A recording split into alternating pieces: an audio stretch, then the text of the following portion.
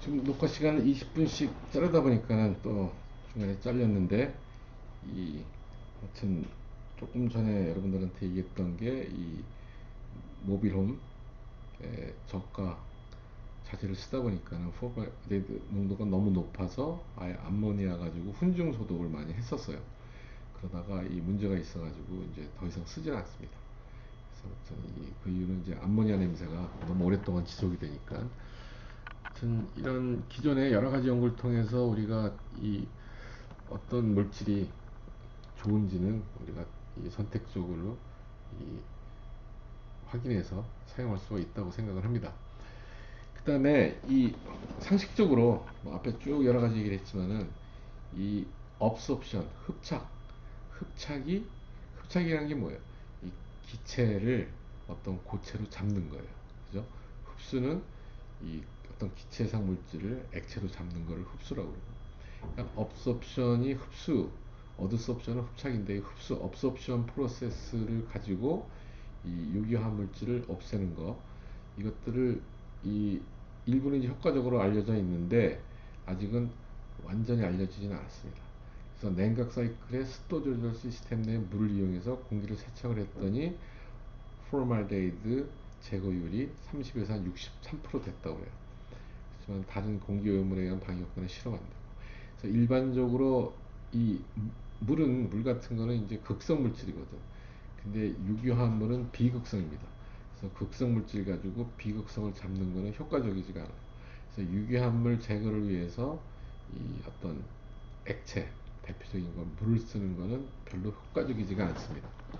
그래서 주로 유기화합물 제거는 이 흡착이 가장 좋은 방법으로 알려져 있어요. 이 흡착 과정을 통해서 이제 제거를 하는 건데, 이 18세기 후반에 이 우드 차콜의 흡착 성질이 알려졌다고 그러고 19세기 중반 이후에 상업적으로 이용됐다고 그래요. 이 환기 시스템의 에어 필터나 오수 처리에 이용됐고, 지금 뭐 카본 필터가 모든 공기청정기에 다 들어가 있죠. 다양한 형태로 하니콤 형태 아니면 필터 형태로. 그다음에 1차 세계대전 이후에 급속히 발전을 했는데, 우리가 1910년대 1차 세계대전이 유럽에서 생겨났죠. 이때 이 가스 마스크를 이용해서 독가스를, 이때 이 소위 그 화생방전, 특히 이제 독가스를 개발을 해서 전쟁에서, 그 1차 세계대전은 이제 참호 전투예요. 되게 지루하게 참호전을 했는데 이 바람 방향으로 독가스를 뿌려서 상대한테 타격을 일으키고 그랬죠. 이 그러다 보니까는 이 여러분들 이제 군대 가면은 이 화생방 그 훈련을 받는데, 그 이제 차컬이 들어간 그런 마스크를 쓰고 이제 훈련을 받죠. 그래서 아무튼 꽤 많은 과학들이 전쟁 때문에 이제 많이 과학 발견이나 연구들을 하게 되는데, 이 1차 세계대전 이후 이 흡착 프로세스가 연구가 급속히 진행이 됐다고 합니다. 그 다음에 스페이스 셔틀, 그 1960년대 미국하고 소련하고 우주 이 연구 관련 전쟁은 아니고 서로 경쟁이 심했죠.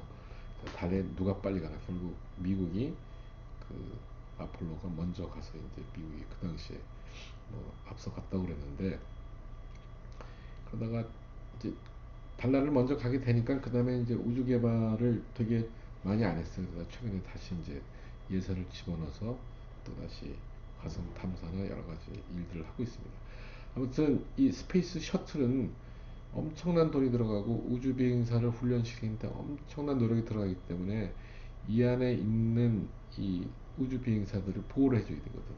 그래서 이 조그만 스페이스 셔틀 안에 실내 공기를 제어해 주는데 중요성이 크죠. 그때 실리카 겔이나 몰레큘러 시브 가지고 습도 조절을 하고, 활성탄 가지고 유기온물을 제거를 합니다.